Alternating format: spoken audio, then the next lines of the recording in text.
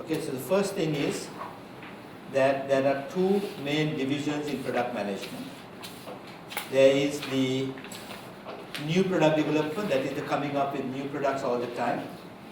And of course then the current mix, both the maintenance of your current mix and decisions about abandonment, which ones you should put to sleep or slaughter. So I'm going to spend a bit of time on new product development, and I'm going to spend a bit of time on abandonment, and the rest of it I will leave you all to do a bit of reading. Now before you see that both of these are very much linked to the life cycle. Now before we look at the life cycle issues, I want you all to think in your own minds, do you know the answers to these basic questions about your product line, no matter what it is, product or service line? Okay, I don't want to know if you know it, but just think to yourself. First, is the sales volume of the product or product line rising or falling? Okay. Of course, some of you will have many product lines or products. Do you know if the sales volume is rising or falling? Simple question. Because this will give you some idea of the life cycle stage of the product. Products losing money and past their peak should be put to sleep quickly.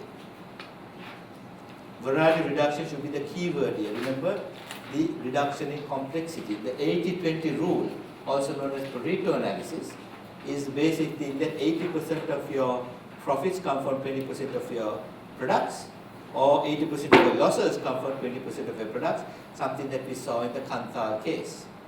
For me, 80% of our problems come from 20% of the students. Okay, so that's the 80-20 rule. An ABC costing system with customer product profit analysis could be used for this variety reduction. So that's the first question, easy one. Second question is a bit more difficult. Is the product making a profit? Why is it difficult? Because it depends on your costing system. To answer this, the company should have adequate product cost information.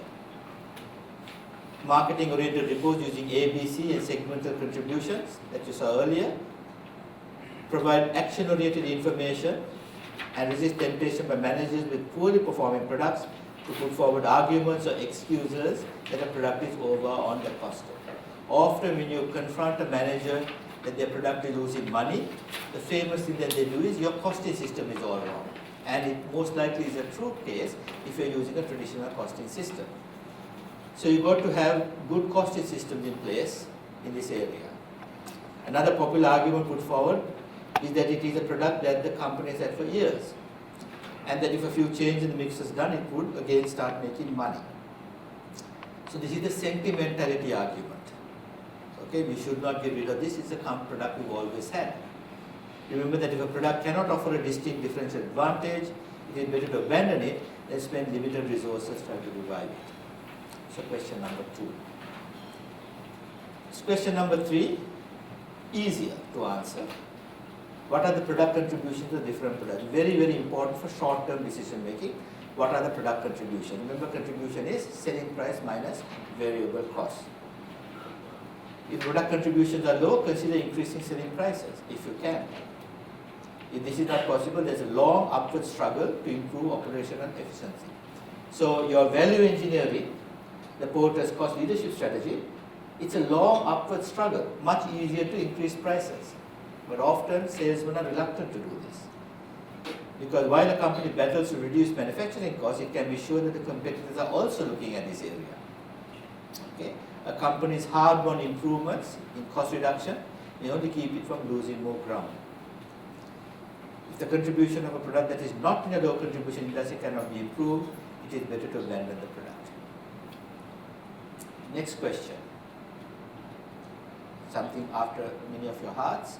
Is the sales department determining pricing? If your sales department is determining pricing, you can be 100% sure that the prices are too low. Okay? Salesmen really believe that they can get a higher price for a product until they are told by the management they have no choice. It is amazing how often a customer will pay more with little or no complaint, despite all the salesman's warning that to raise price is suicide. Finally, last question, does your sales program offer a wide variety of options and extras? So do you do lots and lots of customization? If so, it's bound to cost more money.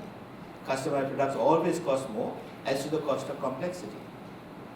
Therefore, unless the volume is large enough so that economy of scale can be realized, you're certain to lose far more money than cost analyses show. So unless you are a Dell or something, be very careful about these customized products. This is due to the increasing complexity such products brings, once again the reason for introducing ABC. So very simple questions. In your own head, I hope you knew the answers, and if not, find the answers out, because it is the start of product management. Once satisfactory answers have been obtained to these overall financial aspects of the product line, a more in-depth study of the products and their life cycles can be carried out. Okay, so now let's look at the financial aspects of the product life cycle. The pre-launch phase. So this is a phase that I'm going to look at in some detail before we launch a product. We've already covered things like target costing to make sure that the product can be manufactured at a price point that the customer will want. Now, important characteristics of this phase are given in table 1. And here are the table 1. As I told you, can have a look at this. First of all, a very important financial aspect is this cost classification. Okay, just like in quality, you have to have a chart of accounts to indicate the level of quality. You would need, if you are doing new product development all the time, you should have things such as basic research, new product development, product improvement, cost and capacity improvement, safety, health, convenience, these sorts of classifications in your legacy system chart of accounts. Also remember that costs are incurred with the expectation that primary economic benefits will be derived in future periods. So you are incurring costs today to get the benefit later on. Therefore, we will be using things such as discounted cash flow calculations for our decision making. That's the pre-launch phase. Now, one of the things that you have to be careful about, if you're in a company that has constantly coming out with new products and services, that interesting thing happens on your return on assets. It actually declines. Okay, so let's look at that with first a theoretical example and then an actual case of where it happened. So let us say that you have product X in year 1. It's got specific assets relating to product X of 1 million and it's returning 150,000. So the return on assets is 15%. Now it introduces a new product Y. It requires specific assets for Y of another 0.2. But Y is still in its early stages and you are still not familiar with the product, so it's making a loss initially. You can see ROA has fallen to 10.8. In year 3, now Y is breaking even, but we've introduced Z and ROA has gone down to 9.3. So what is the danger here? You are coming out with all these new products, but your ROA is going down, your share price is falling, and you may be a target for a takeover.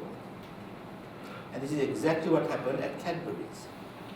Okay, Cadbury's, there was a time when they were coming up with new products, sales went up, profits went up, but because they were investing in a fair amount of new assets, the ROA fell and the share price fell, and they were subject to a takeover bid. In this period, they actually resisted it, but a similar thing happened later, and about 2 or 3 years ago, they were finally taken over by Kraft. So be careful that you don't send the wrong message to the market. When actually things were going good, they had a problem here. Okay. Now, before you launch a product, you're going to come up with this issue of risk and uncertainty. What's the difference between the two? Risk is where you have enough experience as a manager to assign probabilities to future events. While uncertainty, with all your experience, you cannot assign probabilities. You have no idea what's going to happen in the future. So is a situation a risk or uncertainty? Well, here's a chart that will help you to think about that. And that is following our Ansoff model. Remember this morning I said I'm going to develop this further into putting a middle section here. So this is a extended Ansoff model where we have the no change or existing and no change existing, but we have a improved technology and a strengthened market section. Okay, so anything that is 1, 2, 4 and 5, reformulation, remerchandising and so on, these we have the experience as managers to give probabilities to future events. But anything that is new, especially this last one, new diversification, we have no experience to do to assign probabilities. So now let us look at an example of a situation where we have the possibility of assigning probabilities. So this is where we're thinking, now carefully look at the problem. Should we launch A or should we launch B? If we launch A and the competitor does nothing, we will get 40,000. If the competitor introduces a comparable product, we'll get 30,000. And if they introduce a more superior product, we'll get 20,000. Similarly with B. Okay? Now because we know the market, it's one of these reformulation or remerchandise exercises, we can assign probabilities to what the competitor might do. Now, what's the time now? It's 10 to 5, okay? And you must be thinking, why is this professor talking about probabilities when you learned this long years ago and you have never used probabilities since you learned it in the university? Okay, why is he wasting our time? We can't even go home. Okay, but the fact is that you all are using probabilities all the time. Okay, you all don't call it that, but when you say, look, will our competitor do this or will they do that, you are assigning probabilities. All we are asking you to do is to please put it on a piece of paper, make sure that it adds up to 1, because 1 is certainty. So what you're doing in your head, to put it to a piece of paper, you can get a fair amount of interesting numbers. So that's all we're asking you to do. Okay, what is in your head, put it down on a piece of paper. Now from where do these numbers come? These numbers come from that decision 5 type of analysis that we did earlier. Okay, so now if you put probabilities, then all you have to do is multiply the outcome with the probability of that outcome, add it all up, and you can see if you launch product A, most likely you get 29,000. If you launch product B, 26,700. If you do nothing, you get nothing. So in this case, you should be launching A. Okay. Now this is, remember, the start of the discussion. You take this to board management. There may be other issues involved, but from a financial calculation, you should be launching A. But now, what if you have no idea about probabilities? Simply because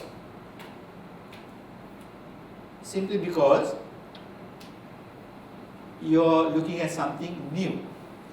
Okay? For products in categories A6 and 8, for example, it's unlikely that market management will have enough adequate previous experience to assign probabilities. Then what can we do?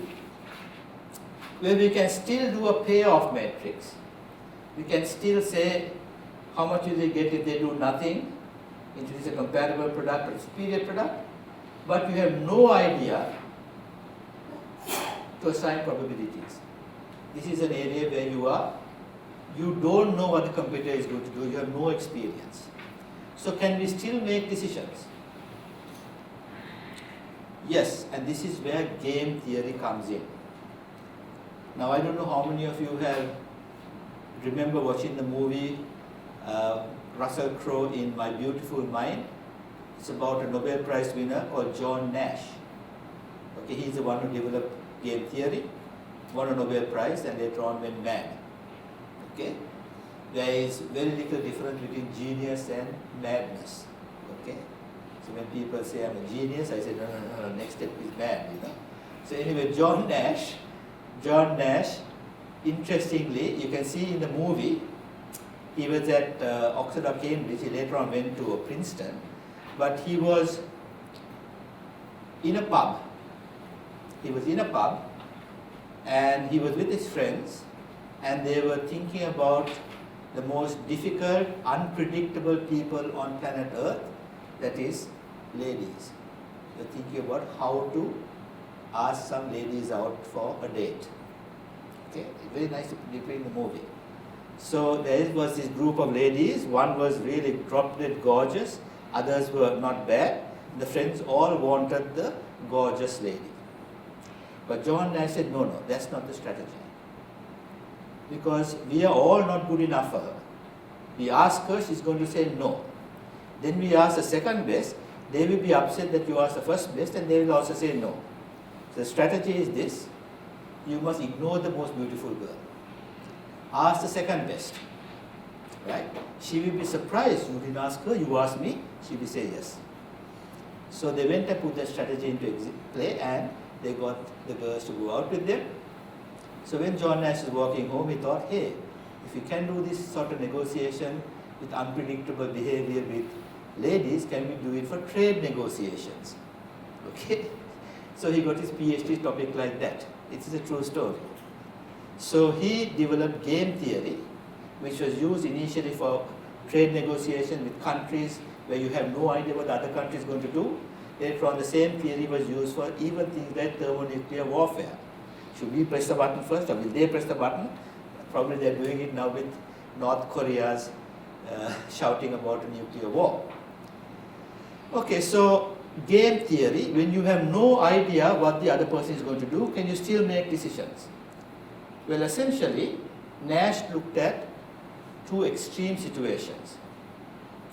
He said, let us assume that the worst outcome will always come about. Okay, this is like my wife. She thinks that the worst outcome will always happen. Now, when I was in Sri Lanka and I told this, someone in the back of the audience said, that's why she married you. Okay, I was very annoyed about that, and that fellow never passed the CMA exam. Okay, but anyway, what she does think the worst outcome will happen. So what you can do is, you select the best out of the worst. The best out of the worst. So let's look at that. If you launch product A, the worst outcome is 25,000. For product B, the worst outcome is 19,000. So my wife will choose A because the worst of A is better than the worst of B. This criteria is called pessimism maximin, minimizing your pessimism. Now the opposite is me. I think that the best outcome will happen. Okay, so I will look at it and say, the best outcome of A is 50,000, the best outcome of B is 70,000, therefore I will choose B, the best of the best. This is called optimism maximax, maximizing your optimism. So somewhere between these two extremes is the actual decision. So what Nash came about was to come up with this concept of the criterion of regret. Very interesting criterion of regret. This is based on the fact that having selected a strategy that does not turn out to be the optimal one, the decision maker will regret not having chosen another strategy when he or she had the opportunity. Now when I read this, it reminds me of marriage. Okay, now for all men and women, look at this. They say marriage is like when you go to a restaurant. Okay? You look carefully at the menu and all the dishes that are available, and then you order the dish that you want. But when the food actually comes, you regret not having ordered what your friend has ordered. Okay? Okay, so that is the criterion of regret. Okay? If when you had the opportunity, you did not choose another strategy. Okay, like the restaurant. Is that true or not? You all don't want to admit it. Huh? Don't want to admit it. Okay. Under this criteria, one must first draw a regret matrix. So let's do a regret matrix. So let's go back to this. Okay, let us say that you launched A and the competitor did nothing. Then you would regret not launching B by how much? 20,000. Right? Again, if you launched A and the competitor introduces a comparable product, you will regret not launching B by 10,000. But if you launched B and the competitor introduced the most expensive product, then you will not regret not launching A by how much? 6,000, is it? 6,000. So here you will draw a regret matrix.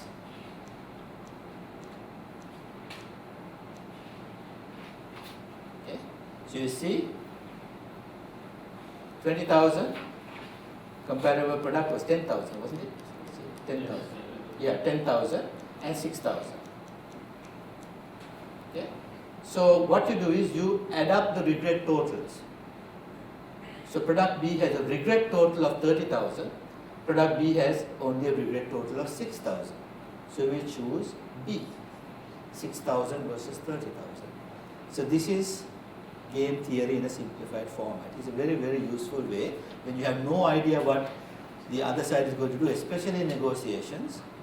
This is the sort of approach. Now it doesn't mean that this is the best approach, but it is the one that is best available for you in these sorts of situations. Okay, so that is the pre-launch phase. The next is introductory. That's when we introduce the product. One of the things that you have to remember is losses anticipated. I don't know if you remember, I told you about the University of New South Wales in Singapore. Did I mention that? Okay. The University of New South Wales in Singapore basically got permission from the Singapore government to open a business school in Singapore. They recruited staff, some of them working for the original university in Sydney, others from all over the world. They advertised for students. They had budgeted for 1,000 students, they got 500, and before they taught a single class, they closed the whole university down. Right? Singapore government was mad, lots of staff members had no jobs, students had nowhere to go, okay? Which is crazy. This is a university that has supposedly one of the best MBA programs in Australia, did not realize that you should anticipate losses at the start. You can't get profits from day one. That's an important thing here. Must have enough funds to create widespread awareness. Much personal selling requires extra funds. High advertising expense if it's a consumer product, and so on. Okay, so that is what you should expect when you introduce the product. The distribution will be limited, exclusive, selective. Then if it catches on, you will come to the growth phase. Okay? The key points in the growth phase is this one here, short term. I have mentioned to you before that the competition is coming at you.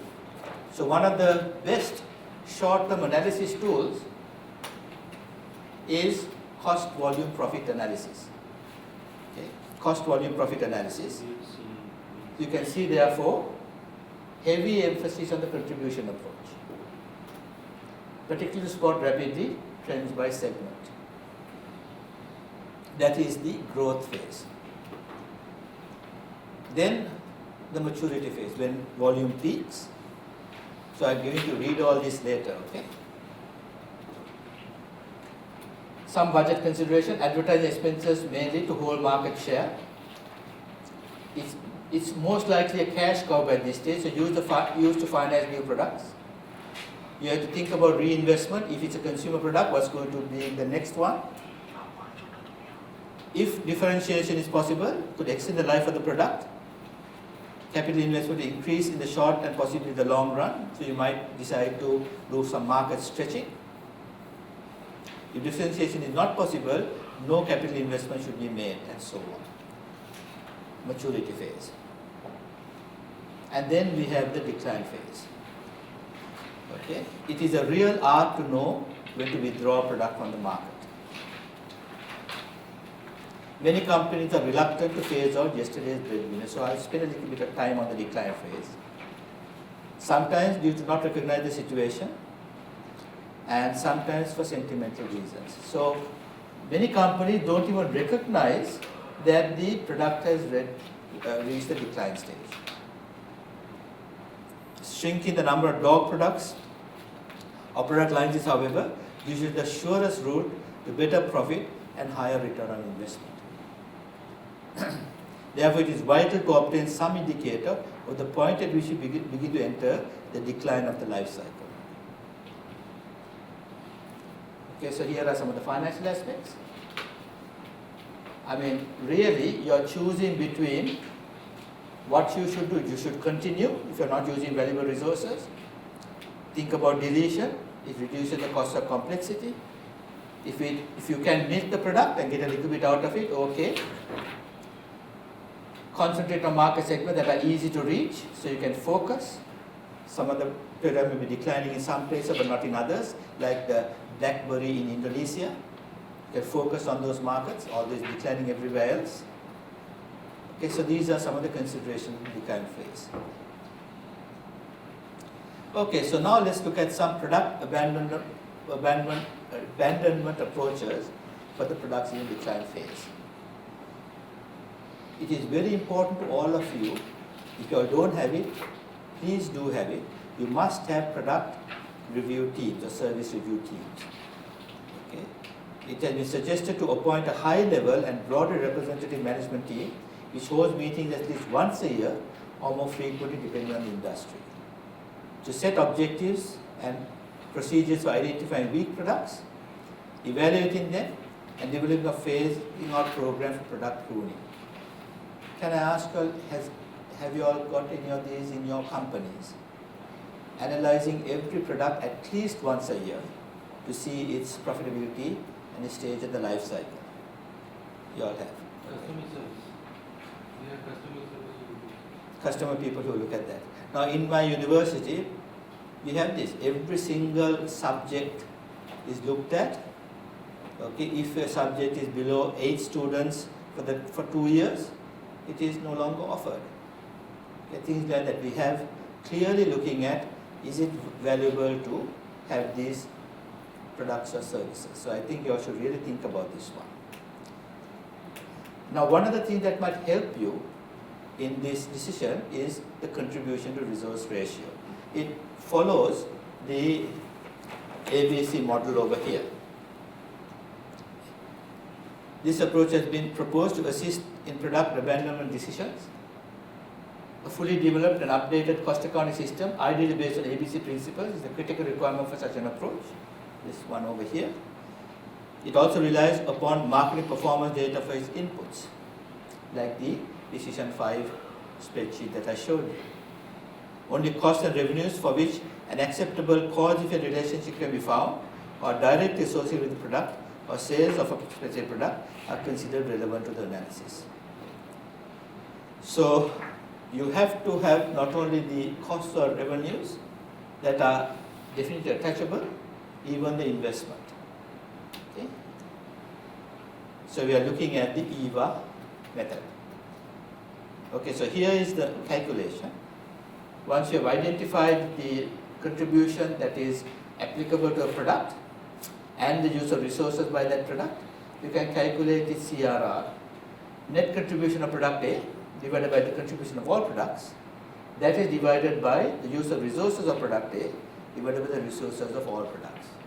So for example, if product A is contributing 5% of the profits but taking up 10% of the resources, its CRR is 50%, and therefore it could be a candidate for abandonment. Anything less than 1 is, as an initial round, a candidate for abandonment. Its profit is not enough compared to the resources it is using. Okay, but you have to make sure that you are allocating those resources or attaching them properly. So useful guide to help your product review team. Okay, so now you have seen what products are weak. How do you drop them? Well, you can sell off the line to a competitor or someone who wants to get into the business. Now, the problem with this, of course, is that if you have a weak product or a dog product, no one wants to buy it. But there may be someone who wants to get into the business. Now, when Yahoo was having lots and lots of problems as a search engine, okay, no one really wanted to buy it, But Microsoft wanted to get into the search engine business, so it made an offer for Yahoo. Of course, Google realized the danger, and Google, very well knowing that when they make an offer, the thing will go into the Anti-Competition Commission. Google made an offer, and the whole thing got derailed because if Google buys Yahoo, they'll have too much of monopoly power. But they knew that, but they still made an offer to get it off the radar for the time being. So in the end, Microsoft didn't get it, but they came to a strategic alliance with Yahoo, which is essentially what you find as Bing, the search engine. Of course, I don't know, does anyone use Bing here? You do, okay. You're always one of the exceptions, you know. Right? Microsoft. Sorry? It's Microsoft. I know. Okay, but everyone else uses Google, but huh? Yeah, everyone, Google dominates. Okay, so there may be someone who wants to get into it who may wish to buy it. If this is not possible, one could simply stop making it. Another alternative is to put into effect a large across-the-board price increase. Now that's interesting. Across-the-board price increase. Normally you think of a door product as having to discount to get rid of. But this is an interesting one. Then if the line has been grossly underpriced, one may not lose much business and may have turned a bad line into a good one. Even if more sales are lost, a few may continue to buy for a while, thus enabling one to favorably dispose of one's inventory. So what you're saying is that to look at the demand curve, there may be some products that even though it's a door category, there are few people who still want to buy it. Okay? So sell it off at a profit. Now interestingly, this happened in Indonesia and Malaysia when PlayStation 3 came out. When Sony PlayStation 3 came out, lots and lots of people rushed to the stores not to buy PlayStation 3 but to buy PlayStation 2. So the shops quickly raised the price of PlayStation 2 and got rid of all their stock.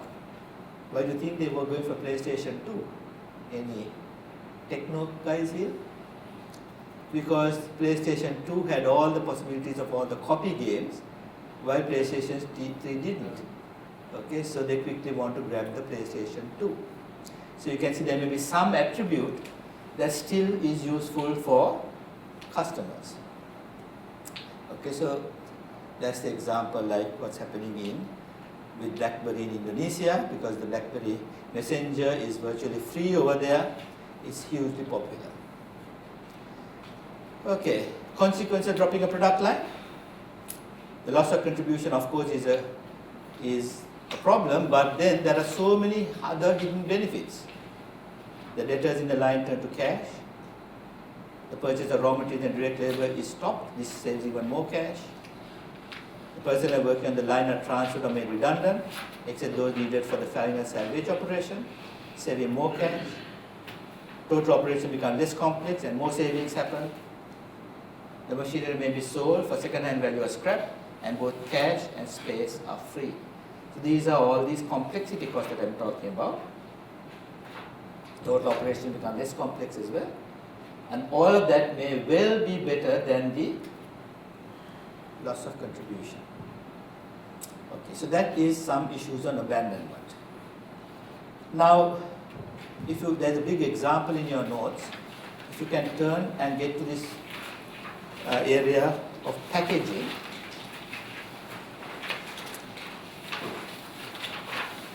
There is a discussion of packaging and after-sales service.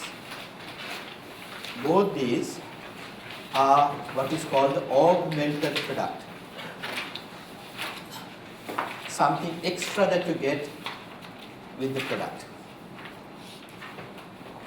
Now packaging has many reasons for packaging. I mean, it holds the thing conveniently, ease of carrying, all of that. But one of the key things about packaging, especially for FMCG, is the promotional aspects. So remember that in a supermarket, you have all the competing brands in front of you, and your potential customer comes, and if their hand goes to the competing brand and not your brand because of the package, then everything that you have done to get that customer in front of your product is lost. because the package was not good. Okay, so that is a crucial thing, the promotional aspects of packaging. And there will be so many examples of where companies have had problems. One example was in Australia, a company called White Wings that was doing cake mixers. Okay. Now they had a cake mix is what? You open the packet, put the cake mix, put a couple of eggs and water and put it in the oven and you get a cake. The original cake mixers, the ladies will be interested to know, you didn't even have to put the egg. All you had to do was to open the packet, put the cake mix and put water and put it in the oven. But the ladies didn't like it because that meant that even husbands could make cakes. So they actually removed the egg from the ingredients, okay, so that the lady could say, I made the cake by just breaking the egg, which a husband can't do, and they're mixing it and they can make a cake. Right? Very interesting. Anyway, the thing was that the chocolate cake mix was their major seller. Suddenly, the sales started falling. So they said, my God, after so many years, is it in decline phase? They went and did market research. No, people wanted the chocolate cake, and so on. Okay, they did taste tests, they did various things. No, they wanted it. Then they found out what had happened. That the printer had printed the color of chocolate on the box a little different to the earlier printing. Slightly different color of chocolate. And people looking at the picture of the box and saying, this cake does not look very tasty. Okay, just a picture. Right? So, once they got the color right, sales took off again. Okay, now another example is a frozen chicken. Okay, Steggles frozen chicken. For years it had frozen chicken in a light blue shirt, something like the shirt you're wearing, okay, for frozen chicken, okay? And the market research said that this light blue, since the 1950s, is not a very fashionable color for frozen chicken. So they said you must use cream, something like that shirt over there, but little creamier. Okay, cream was the color to use. So they changed everything and used a cream for the frozen chicken, and sales went down. Why? Because people were coming, housewives and house husbands, they were looking at the frozen food section, and very big there was, in cream, Steggles frozen chicken, but it was invisible because they were looking for the blue. Right? So the product was suddenly invisible. Went back to the blue, sales went up again. So you can see the importance of packaging, okay, as a promotional tool. Okay, next is after sales service. So have a read about packaging. Okay, and then we have after sales service. Now after sales service is also part of the augmented product. Okay. So you have the cost of bringing a product into existence, and you give it, include a percentage profit margin, and that will be your selling price.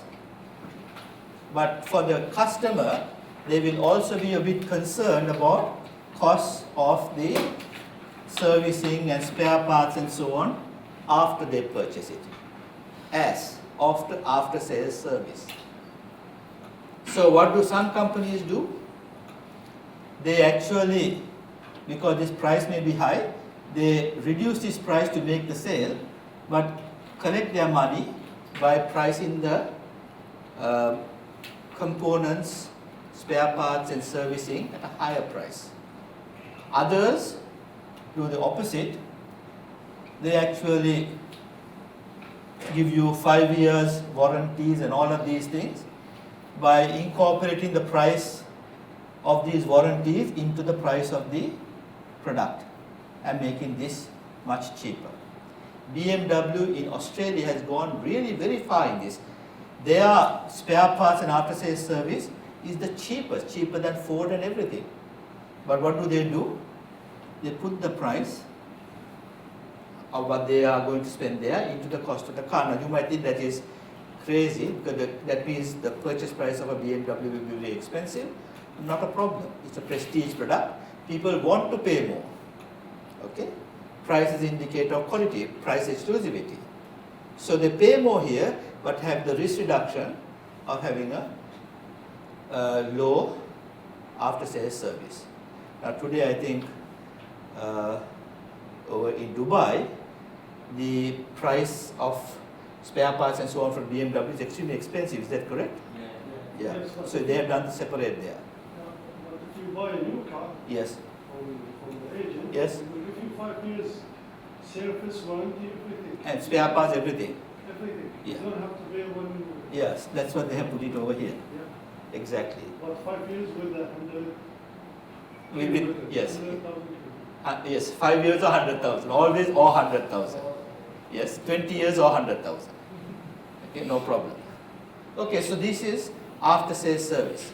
So these warranties and so on is an important part of after sales service. Now this also pertains to department stores. For example, in Australia, even if you go to a low-end department store like a Kmart, okay, earlier, this is about 20 years ago, you can buy something at Kmart and after about 3 years, you can come back and say this is not working. Even after you used it and it's gone, as long as you had the receipt, you took it back. Okay? In about 20 years ago, you didn't need a receipt, now you can take it back at any time with a receipt.